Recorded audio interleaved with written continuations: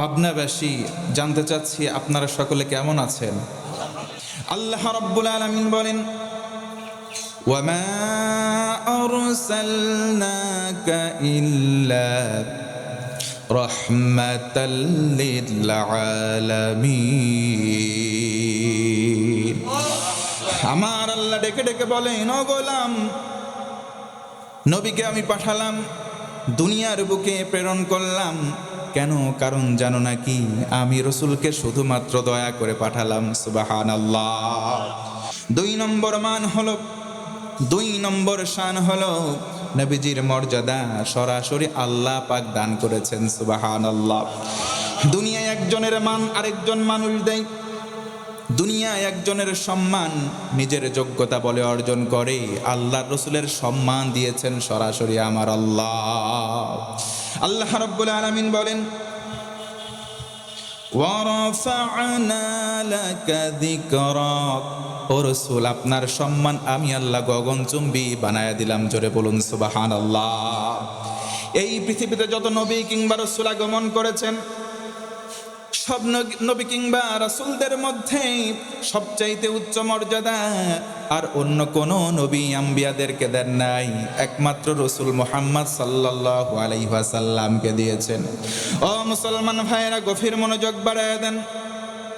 আল্লাহর রাসূল দুনিয়াতে আসলেন, রাসূল সাল্লাল্লাহু আলাইহি ওয়াসাল্লাম আসার পর আল্লাহ রাব্বুল আলামিন কোরআনটা তার কাছে নাজিল করলেন। যেমনি ভাবে নবীদের ভেতরে তিনি দামি হয়ে গেলেন, তেমনি ভাবে দামি কিতাব নাম হলো কোরআনুল কারীম।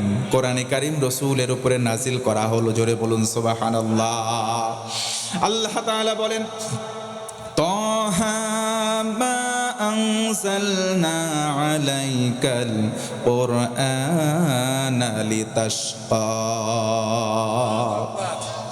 রাসূল, আপনি কি চিন্তা করেছেন আপনার ভাগ্য নষ্ট হয়ে যাবে না? আপনার প্রতি কোরআন নাজিল করলাম, ভাগ্য হারাবেন না। আপনার ভাগ্য আমি আল্লাহ বললাম সুপ্রসন্ন বানাবো। ও মুসলমান, আওয়াজ করে বলেন তো সুবহানাল্লাহ।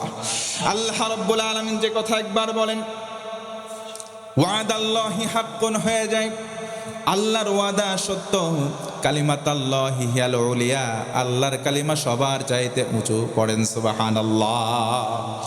ও মুসলমান, আমি জানতে চাই, বলেন তো আল্লাহর ওয়াদা, এই ওয়াদা কি মিথ্যা হতে পারে? দুনিয়ার মধ্যে অনেক নেতা দেখবেন, ভোট যখন চলে আসে জনসম্মুখে এসে বক্তব্য দেয়, তোমাদের এই দেব সেই দেব, ওয়াদা কর। ভোট যখন জিতে যায় তারপরে কিছুই দেয় না, যদিও দেয় সেটার নাম বাস। কথা বলেন ঠিক কিনা? কিন্তু আল্লাহ তাআলা বলেন, ইন্নাল্লাহা লা ইউখলিফুল মিআদ। জোরে কোন আল্লাহু আকবার। আল্লাহ রাব্বুল আলামিন বলেন, ইন্নাল্লাহা লা ইউখলিফুল মিআদ। আমি আল্লাহ নিশ্চয় এক বিষয়ে যদি ওয়াদা করি, কোশ্চিনকালে ওয়াদা ভঙ্গ করি না। পড়েন সুবহানাল্লাহ। রাসূল, আপনার সিলেকশন, আপনার সম্মান গগনচুম্বী আল্লাহর পক্ষ থেকে হলো। ও মুসলমান, একটু আওয়াজ করে বলেন তো আল্লাহু আকবার। আল্লাহ রাব্বুল আলামিন নবীজির মান সম্মান কেমন করে বাড়ালেন? 3 নম্বর, নবীজি হলেন শেষ রাসূল কিন্তু সর্বশ্রেষ্ঠ। কথা বলেন ঠিক কিনা? নবীজি এসেছেন ধারাবাহিকভাবে সর্বশেষ। নবীজি বলেন, আমার উদাহরণ কি জানো? সাহাবীরা একদিন বসা আছেন, নবীজি বললেন, সাহাবীরা শোনো, তোমরা কি আমার উদাহরণ জানো নাকি?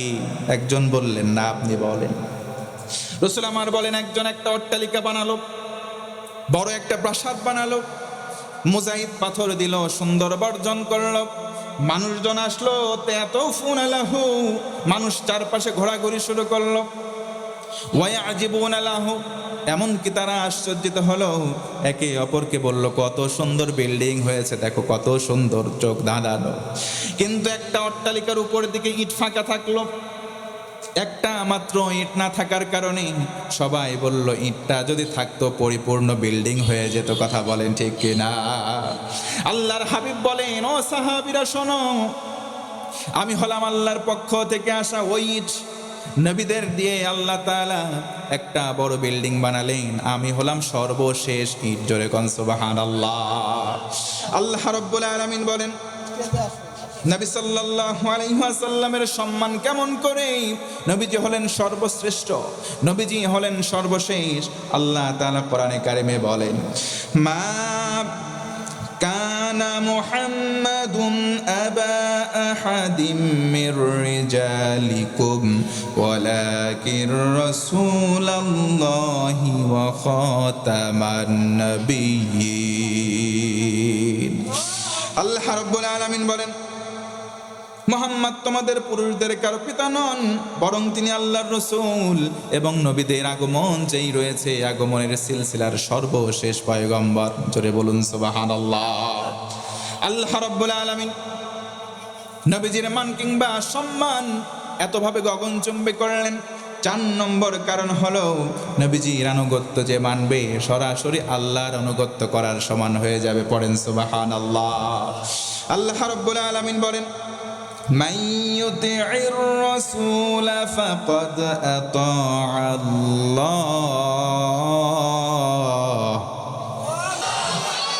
মাশাআল্লাহ। আল্লাহর জমিনে বসে আল্লাহর বরত্ব কেউ যদি ঘোষণা করে আল্লাহ রাব্বুল আলামিন খুশি হয়ে যান। আর আল্লাহ যদি খুশি হয় রে ভাই, বান্দার এর চাইতে বড় পাওয়া আর কিছু হতে পারে?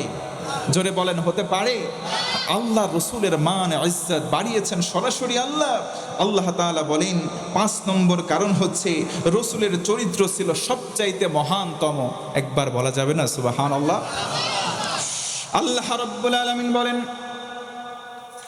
ওয়া ইন্নাকা লাআলা খুলুকিন আযীম।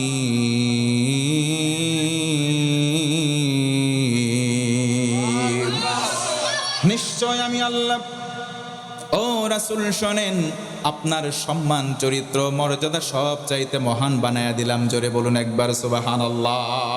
নির্বাচিত নবী।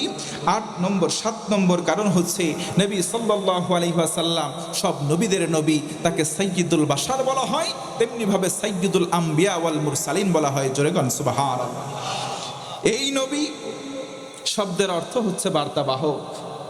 আবার এই বার্তাবাহক সাংবাদিকদের অনুষ্ঠানে গিয়ে কেউ যদি বলে এই নবী আর সেই নবী, তার মানে নবী ও সাংবাদিক, কথাগুলো শানে খেলাফ হয়ে যায়, নবীজির ইজ্জাতের সঙ্গে খেলাফ হয়ে যায়।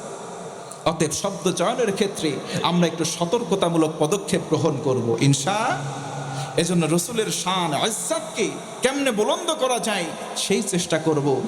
8 নম্বর, নবী সাল্লাল্লাহু আলাইহি ওয়াসাল্লাম জীবন মানবতার একমাত্র পথ, মত আর আদর্শ। চিল্লায় কোন আল্লাহু আকবার। আল্লাহ বলেন, লাকাদ কানা লাকুম ফি রাসূলিল্লাহি উসওয়াতুন হাসানাহ। এই উসওয়াতুন হাসানা শব্দটি আল্লাহ তাআলা 2টা নবীর ক্ষেত্রে ব্যবহার করেছেন। এক হচ্ছেন ইব্রাহিম খলিলুল্লাহ, আর দ্বিতীয় হচ্ছেন মুহাম্মদুর রাসূলুল্লাহ সাল্লাল্লাহু আলাইহি ওয়াসাল্লাম। 9 নম্বর হচ্ছে আল্লাহ রাসূল সাল্লাল্লাহু আলাইহি ওয়াসাল্লামের ইজ্জত বেশি হওয়ার কারণ সরাসরি আল্লাহ নবীর শানে দুরূদ পাঠ করেছেন। সুবহানাল্লাহ পড়েন। 10 নম্বর সর্বশেষ ইজ্জতের কারণ হচ্ছে কিয়ামতের দিন ওই মুসিবতের সময় একমাত্র সুপারিশ করার ইখতিয়ার বা অনুমোদন দেওয়া হবে মুহাম্মদুর রাসূলুল্লাহ সাল্লাল্লাহু আলাইহি ওয়াসাল্লামকে। নবীজি আমার সিজদায় পড়ে থাকবেন, আল্লাহ বলবেন ইরফা রাসাক, ও হাবিব রাইজ ইউর হেড, আপনার মাথাটা উঁচু করেন। দিলের মধ্যে কি আপনি কাঁদেন কেন? আজকের দিনে না আপনি হাসবেন। আল্লাহ রসুল বলবেন আমার কত গুনাহগার উম্মত জাহান্নামে যায়, আল্লাহ আমার তো সহ্য হয় না, সুপারিশ করতে চাই, সাথে নিয়ে জান্নাতে যেতে চাই। আল্লাহ বলবেন অ্যাকসেপ্টেড, গ্রহণ করে নেওয়া হলো। আপনি যার পক্ষে সুপারিশ করবেন আমি আল্লাহ আজকে কবুল করব, আপনার সঙ্গে জান্নাতে যাওয়ার তৌফিক দান করব। সুবহানাল্লাহ। সেই রসুলের সঙ্গে জান্নাতে আমরা যেতে চাই কি চাই না? একটু আওয়াজ করে বলেন, চাই কি চাই না? সেই রসুলের সঙ্গে জান্নাতে যেতে চাইলে লেওয়াউল হামদের যে পতাকা থাকবে, ওই পতাকা বাহী সরাসরি পতাকার ডানটি থাকবে, লাঠি থাকবে রসুলের সরাসরি নিজ হাতে, আমরা তার পেছনে অংশগ্রহণ করতে চাই ইনশাআল্লাহ। তিরমিজির হাদিসটা বলে শেষ করি।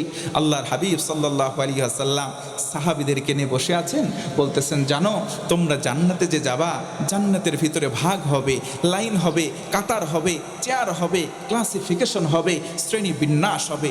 কেমন জানো? 120টা লাইন হবে জান্নাতে। সুবহানাল্লাহ পড়ে। 120টা লাইনের মধ্যে 80টা কাতার বা 80টা লাইন পাবে আমি নবী মুহাম্মদ সাল্লাল্লাহু আলাইহি ওয়াসাল্লামের উম্মতেরা। জোরে বলুন সুবহানাল্লাহ। বাকি থাকে 40টা কাতার। একজন সাহাবী বললেন, নবী এই 40টা কাতার পাবে কারা? নবীজি বললেন, অন্যান্য যত নবী আলাইহিস সালাম দুনিয়াতে এসেছিলেন তাদের যত উম্মত সবাই মিলে পাবে মাত্র 40টা, আর আমি নবীর উম্মতেরাই পাবে 80টা কাতার। চিল্লায় এখন সুবহানাল্লাহ। তবে সর্বপ্রথম একটা কাতার, ওই কাতারের স্থান পাবে তারা আল্লাযীনা ইয়াহমাদুনাল্লাহা ফিস সাররাই ওয়াদ দাররা, যারা সুখে দুঃখে আল্লাহর প্রশংসা আদায় করেছে। জোরে বলুন সুবহানাল্লাহ। এজন্য রাসূলের আজমত, রাসূলের শান আর মানকে বুলন্দ করার জন্য যা যা করণীয় আমরা করার চেষ্টা করব ইনশাআল্লাহ।